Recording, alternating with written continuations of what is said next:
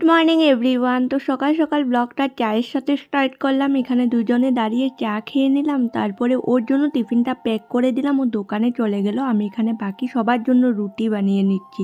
আর আমি যখনই রুটি বানাই রিভি দেখলেই বলবে মাম্মি কা রুটি গোল গোল। তারপর এখানে চলে আসলাম এখন বিছানা উঠাতে, আজকে তোষকটা রোদলে দেব।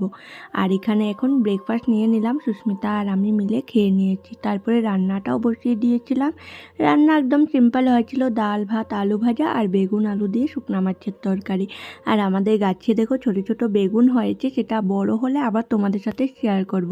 তারপর এখানে লাঞ্চ করে নিচ্ছি, বাকি সবাই করে নিয়েছে। তারপর খেয়ে নিয়েছিলাম চা ক্রিম রোল দিয়ে, আর সন্ধ্যাবেলা আবার চাউমিনও বানিয়েছিলাম। আর যে পাঁপড়টা খাচ্ছি সেটা মা বাড়িতে বানিয়েছিল, তো খেয়ে আমি রিভিউ দিচ্ছিলাম কেমন হয়েছে।